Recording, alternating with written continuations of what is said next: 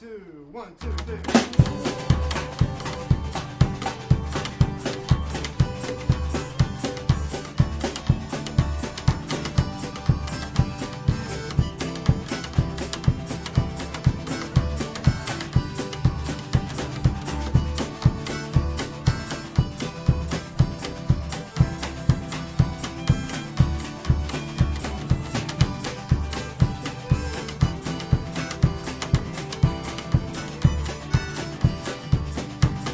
Hello, this is Ithaca DSA Presents, and I'm David Foote, activist and organizer with the Ithaca chapter of the Democratic Socialists of America.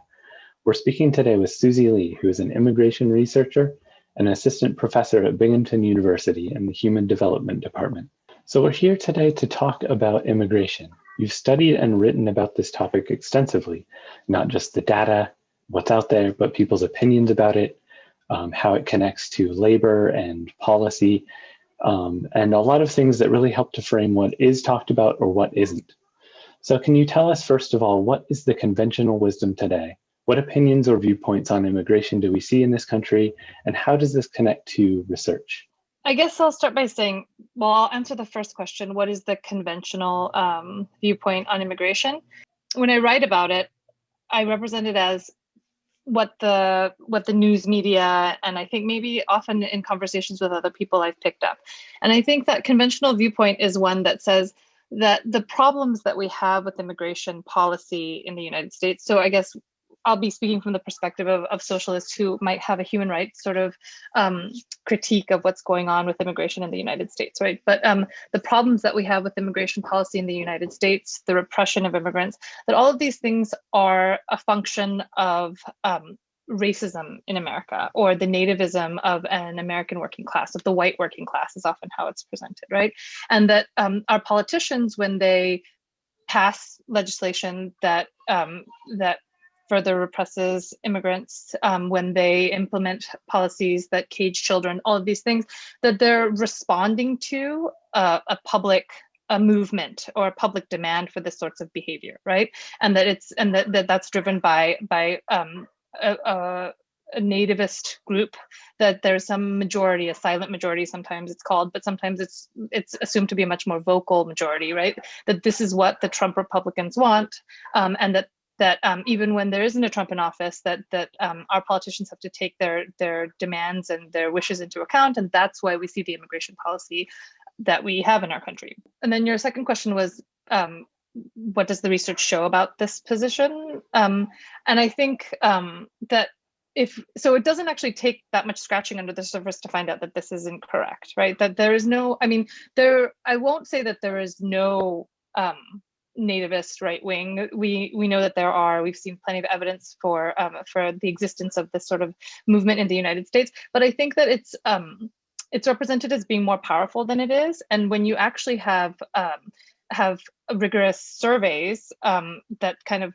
measure the nativist views of Americans, or the views of the majority of Americans on immigration, what you find is that the vast majority of Americans, white or black, even Republicans or Democrats, are actually opposed to the repression of the immigration system as it exists, that they actually support policies that we've been told are quite controversial, like amnesty for immigrants who are here without papers, that actually we're much more, I won't say the word liberal because that sets people off, but that we're much more humanitarian and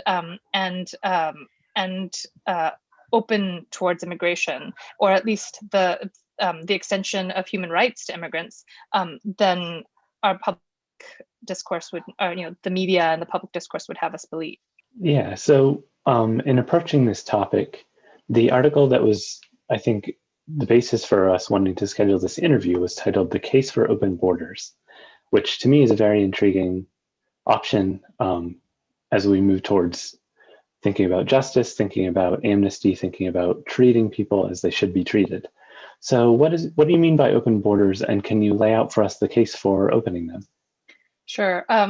So I'll start by saying that the title is kind of a product of me being terrible at titles. So I don't like picking titles for things. And so I wrote the article, and then I sort of, couldn't pick a title and left it to the editors to decide. And they picked that one, which is, it's kind of controversial. I think it's kind of a clickbait title because Open Borders is a very, it's politically kind of a, it can be considered controversial, and people are interested in the question, but it's also one that's imprecise, I'd say, because open borders can mean a lot of different things, and so it can be confusing. But at the same time, I do think that in the end, there's a version of open borders that my argument supports.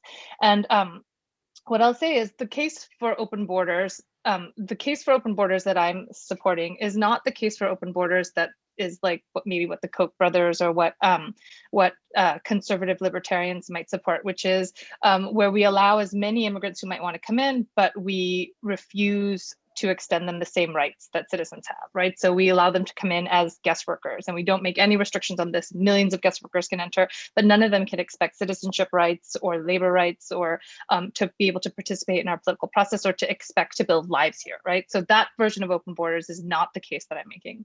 The case for open borders that I am making is one that is for the unrestricted movement of people, but with the extension of full rights, so full political rights and social participation rights, right? That they can expect to come here and be treated.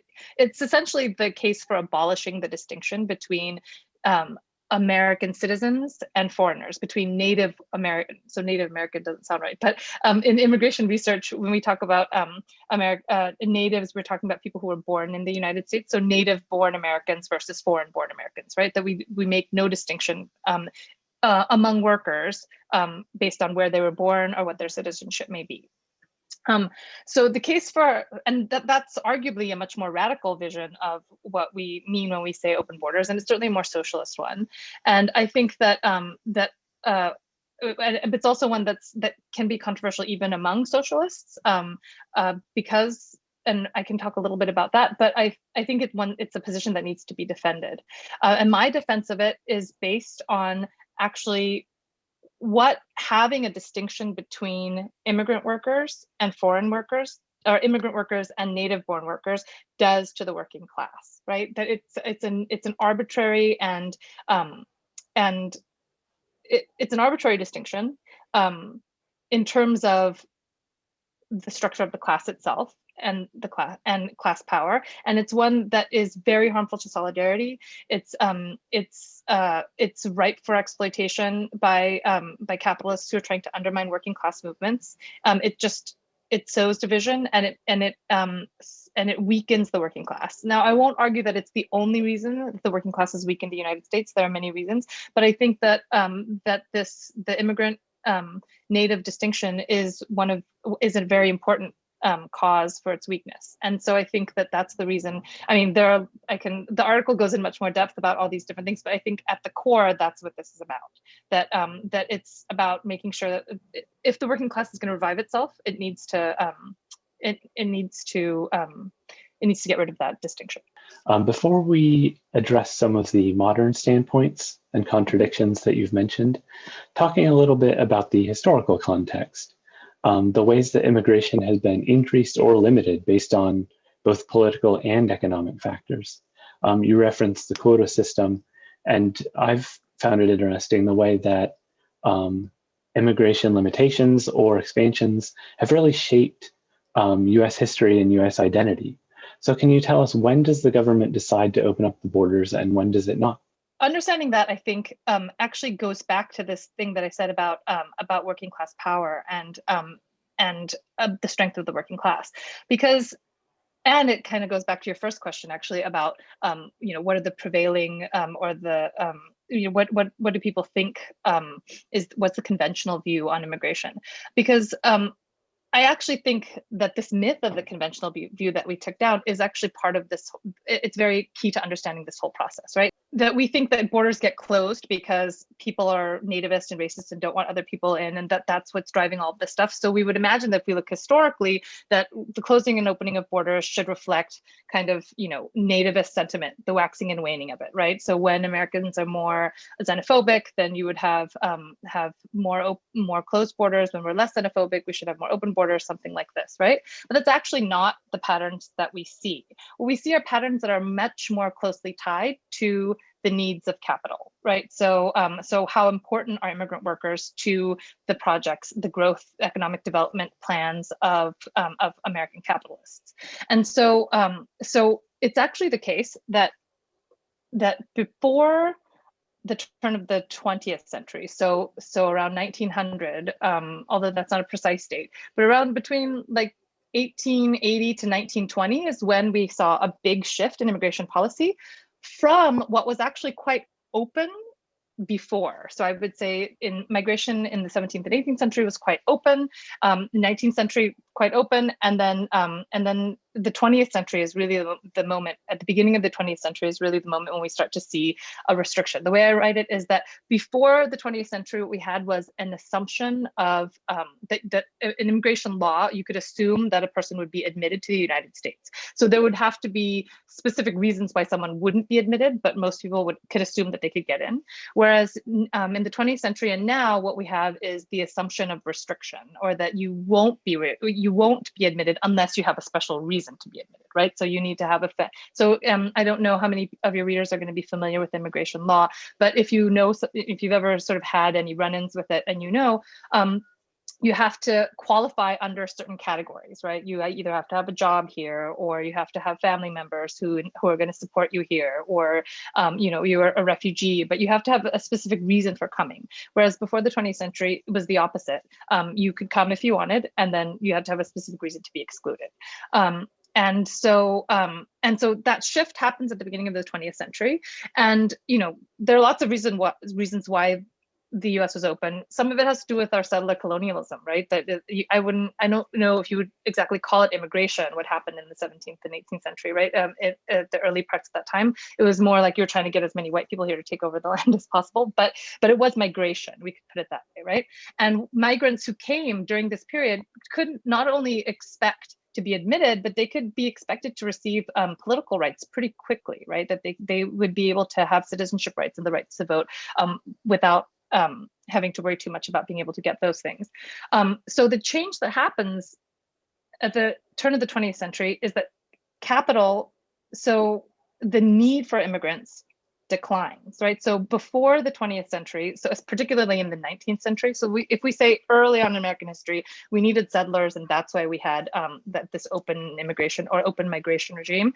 The 19th century, America's population, we still need settlers, but we also have this huge industrialization drive. So America's going from a country that was mostly agrarian to one that was now competing with England and the European sort of advanced industrial economies. We're starting to build factories and making steel and trying to become growing economically. And these are when the big industrial fortunes like Carnegie and these people they emerge, and they need lots of labor to work in their factories, right? And America doesn't have that much. That it's not just that we don't have the population to support it, but even if our population is having tons of children, we also have this huge territory that we're taking over, and so there's always this sort of frontier that's sucking away work. People always have an option, or a lot of people have the option of not working in these factories.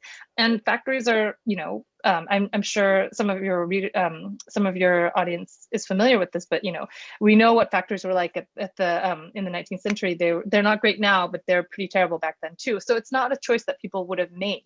And so you needed to have this constant. You need to have a source of labor, and so immigration was critical. Making sure that immigrants came in numbers large enough so that American industry could grow. It was a critical project to the national development. What happens at the turn of the 20th century is that the frontier closes, but also American population, different advances in technology, different things make it so that we now no longer have that dire labor shortage, right? You might still have moments where labor is harder to get or not, but we don't have this huge need. It's also the case that American industrialization has progressed far enough that its phase of rapid growth has stopped, right? And so capital doesn't need labor and immigrant labor in quite the same way that it needed in previous periods. And so what it means then is that, and so one of the ways that I characterize it is we say that that we should think about immigration immigration policy in two different ways: rights versus flows, right? And so we don't want to. And when I say that open borders we should think about, when we compare ourselves to like the conservative version of open borders, that they want flows without rights, and what socialists should want is flows and rights. Or maybe we don't necessarily want people to flow; they don't have to flow, but we want the flow to be unrestricted. We don't restrict the flow, and we want the rights also to be equivalent, right? That we want maximum rights for everyone. And so what happens in the 20th century is that capitalists don't need the flow as much, right? And when you don't need you don't need to attract immigrants as much, then you can change your strategy towards making sure that the ones who come are vulnerable to exploitation, maximizing their vulnerability to exploitation. And maximizing that vulnerability basically means making sure that they don't have rights. And so capitalist strategy moves from one where they need to secure the flow. So in the 19th century, you needed that flow of workers. And so what you were willing to negotiate on was on rights. So you could say, okay, I need like 1 million workers tomorrow, or I need 1 million workers yesterday. And so if those workers need to come with rights, if I'm not going to get those workers unless they come with, certain kinds of rights to vote and, different things, then okay, I'll let it happen. I don't care. I don't care. I would prefer them not to have rights, but I will negotiate on that if necessary. What happens in the 20th century is that most of capital no longer needs immigrant workers in the same way. They would love to have them, but only if they're going to be very docile, if they're going to be the kind of workers that are going to help their bottom line, right? If they're going to be workers who come and want to get organized, and want to participate in politics and do all this stuff, they don't necessarily need to have them, right? And so what you see then is that shift in politics where now the restrictionism in American immigration policy gets imposed at the moment when capital no longer needs immigrant workers enough to care about making sure that they have rights.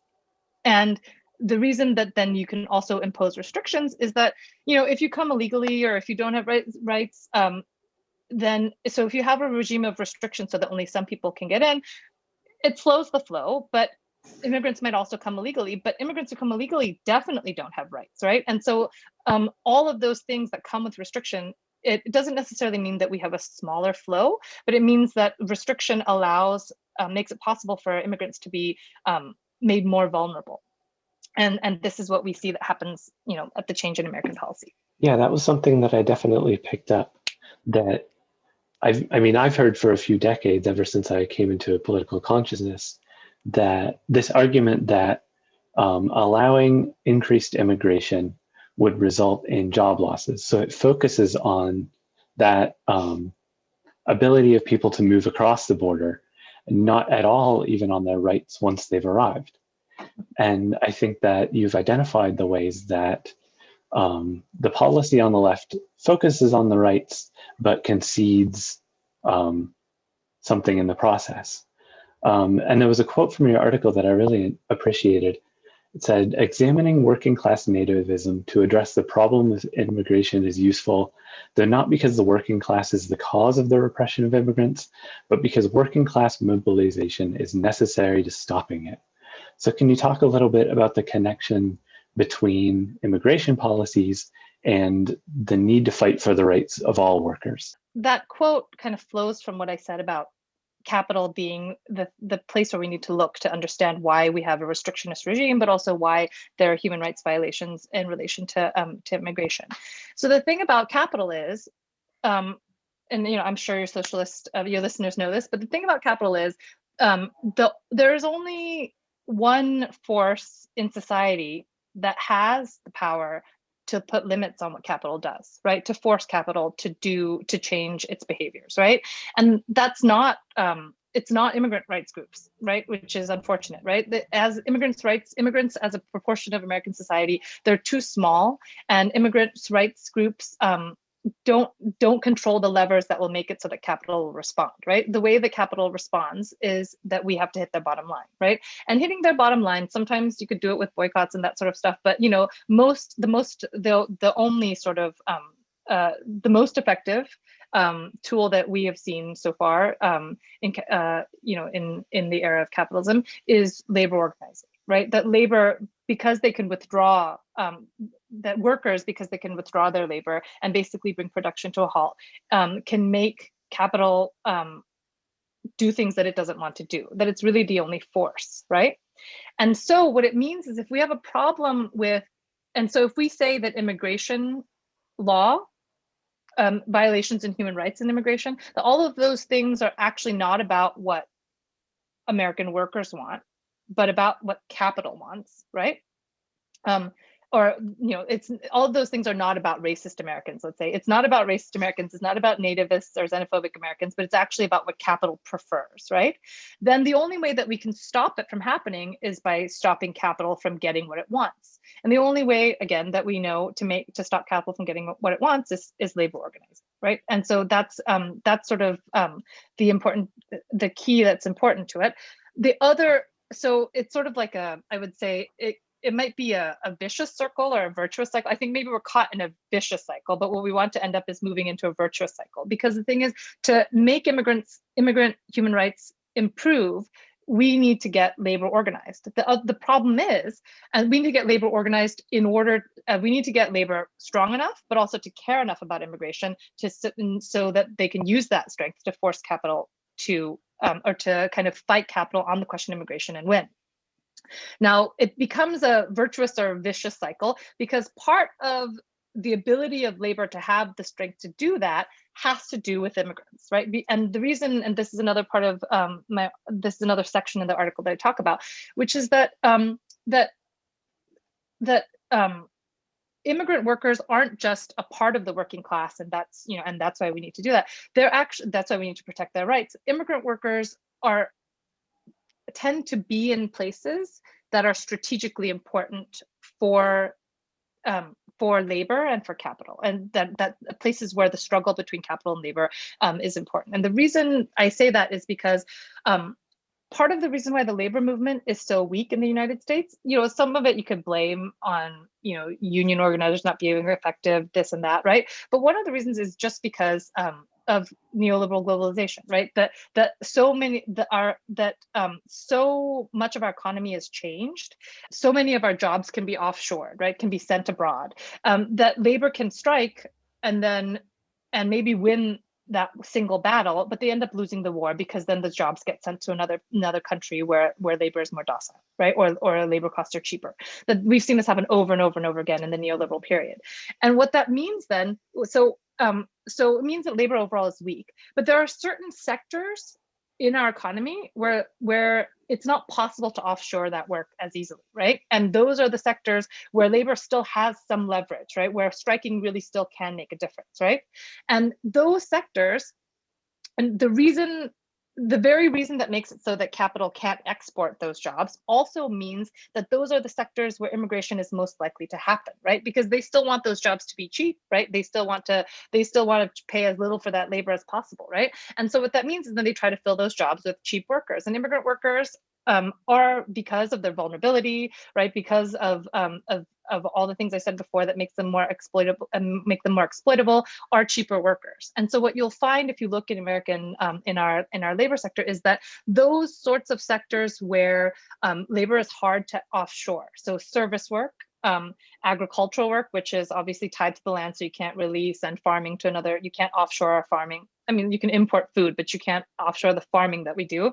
But also, so those are the two big sectors that I identify, but there are others like logistics. So Amazon warehouses, again, we can't move those warehouses that far away, right? Otherwise they won't be able to deliver things in time. So in all of those sorts of sectors, what you'll see is that there's a higher prevalence of immigrants working in those jobs than you would find in the general population, right? So immigrants make up about 15% of the labor force, but actually in something like agriculture, you might see numbers as high as 50%, right? So in California, you have a lot of immigrant workers doing this, but also in nursing, which is a field that you can't really send abroad, right? There you see higher percentages, something like 22%. Also in the logistics sector, it's something more along like 20 to 25% of immigrant workers. And so in those places, you have more immigrants. So it means then that and those are also happens to be the places where if you strike an Amazon warehouse, you will hurt capital in a way that you can't if you strike at the restaurants, right? And so what it means then, although immigrant workers are restaurant work too a lot, but so what it means then is that if we're going to organize those places, and because they're strategically important, they also happen to be those places where you have more immigrant workers. So organizing immigrant workers is very key to controlling those or winning in those places that are key to winning against capital overall, I guess. So it's kind of a long-winded way of talking about that. And so again, it's this sort of virtuous cycle. Organizing in those places and organizing immigrant workers is made easier by making sure that those workers have rights, right? Because if you don't have rights generally, then if you don't have political rights, right, and you don't have the right to organize, then you're not going to be able to participate. But even if American law says that all workers have the right to organize, immigrant workers as well, if you're constantly worried about being deported, or if you maybe you have maybe you have a work visa, but you know that your boss will fire you if you participate in, or your boss will find a reason to fire you if you participate in the union, then you're just going to be much less likely to be organized, right? And that, again, like I said, it weakens the working class as a whole. But if the working class is weak in those places where particularly it benefits us to be strong, so in Amazon warehouses, in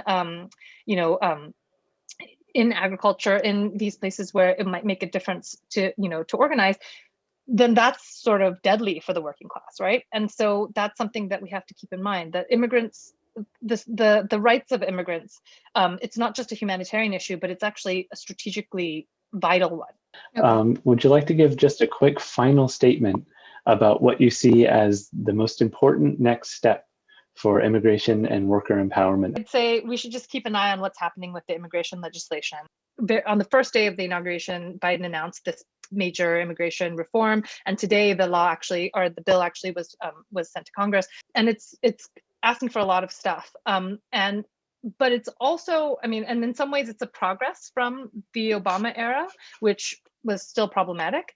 But there's a lot of skepticism that this law will actually pass, right? And that what will end up is sort of mired in the same sort of like controversies around immigration that we were in the past, where immigrants are, maybe they're not repressed at the level that they were under the Trump administration, but they still, but that we're still sort of talking about, what immigrants can come in and which immigrants we need to keep out and this sort of stuff, right? And I think that's the most important thing that we have to do in the Biden era is, if he's going to be supportive of immigration, that we have to push towards a more radical support, right? That we move away from the language of, the kinds of immigrants that we want to come in, towards talking about a more open immigration regime generally that will create the conditions for labor to be able to organize. Well, thank you so much, Suzy, for joining us today. Again, my name is David. I'm your host with Ithaca Democratic Socialists of America, talking with Suzy Lee, who is an immigration researcher and assistant professor at Binghamton University in the Human Development Department.